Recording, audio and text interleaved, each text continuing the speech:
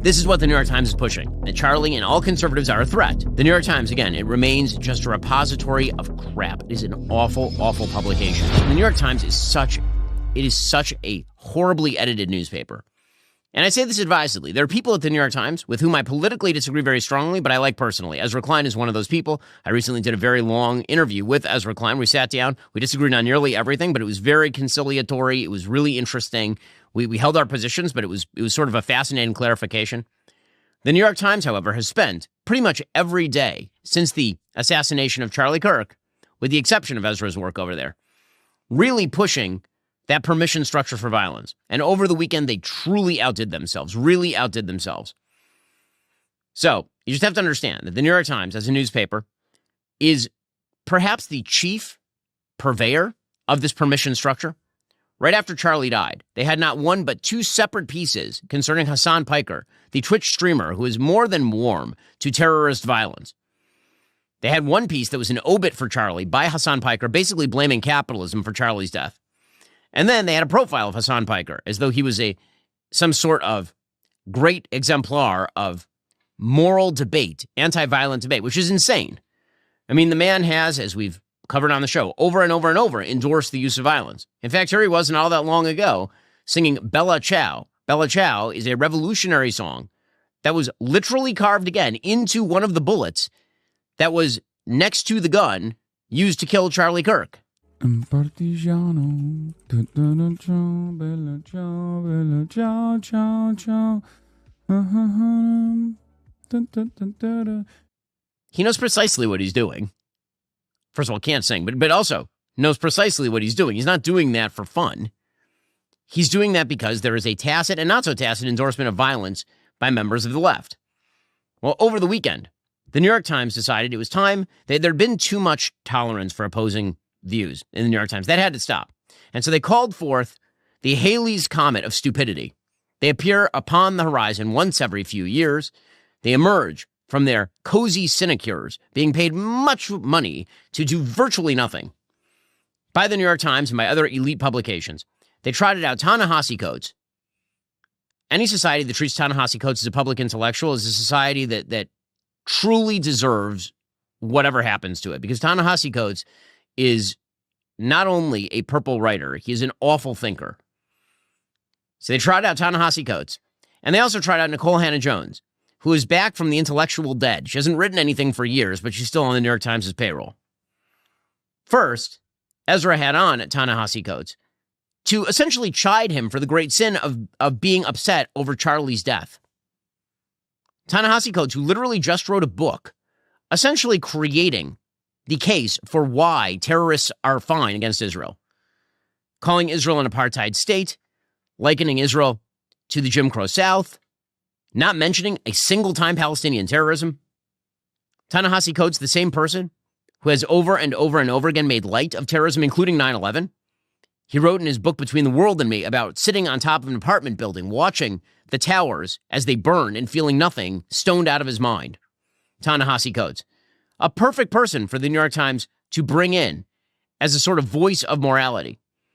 And what was he upset about? He was upset that Ezra Klein had written a couple of columns in which he treated Charlie Kirk as a good example of people trying to debate issues. So Ta-Nehisi put out this interview with Ezra Klein, and Ezra Klein says to him in the interview, quote, "After that happened, I thought about me, I thought about you, I thought about all kinds of people I know. So I do think there's something about when violence takes hold, there's something about it that begins to breach all lines. That's part of my reaction too." He said, "I worry that we are already in a cycle of political violence, of mimetic violence. I think about Nancy Pelosi, I think about Josh Shapiro, I think about the near assassination of Trump." Ta-Nehisi Coates' reply was, quote, "I think all of that is understandable, but was silence not an option? So you're supposed to stay silent when a major political commentator on the other side of the aisle is shot to death while debating issues, according to Ta-Nehisi Coates, because he thought the wrong things. And then Ta-Nehisi Coates just does his usual routine about how America is a deeply evil and racist place. And then he mischaracterizes Charlie's positions over and over and over again, calling Charlie a racist, lying about what Charlie had to say. and suggesting that Charlie made the debate worse. Ta-Nehisi Coates didn't make the debate worse by suggesting over and over and over that America was deeply racist, unfixable, terrible. So terrible he had to run out of the country, while simultaneously writing comic books for DC Comics.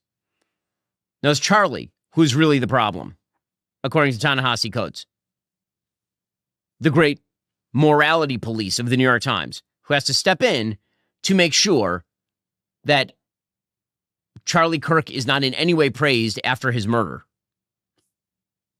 Solid stuff there from Ta-Nehisi Coates. If you're a homeowner, you need to listen to this. In today's AI and cyber world, scammers are stealing home titles, and your equity is the target. Here's how it works. Criminals forge your signature on one document. They use a fake notary stamp. They pay a small fee with your county, and just like that, your home title is now transferred out of your name. Then they take out loans using your equity or even sell your property, and you won't even know that it's happened until you get a collection or a foreclosure notice. So when is the last time you actually checked on your home title? Well, if your answer is like most people, never, you probably should do that right now. And that's why I've partnered with Home Title Lock, so you can find out today if you're already a victim. A lot of people at the Daily Wire, including people on this team, trust Home Title Lock to protect what is likely one of their biggest assets. Again, much of your value, just as a person with assets, is in the chief asset you own, which is your home. Why would you make that vulnerable? Use my promo code Shapiro at HometitleLock.com. You'll get a free title history report and a free trial of their $1 million triple lock protection. That's 24/7 monitoring of your title, urgent alerts to any changes, and if fraud does happen, they'll spend up to $1 million to fix it. Don't be a victim. Protect your equity today. Go to HometitleLock.com. Use promo code Shapiro. That's HometitleLock.com,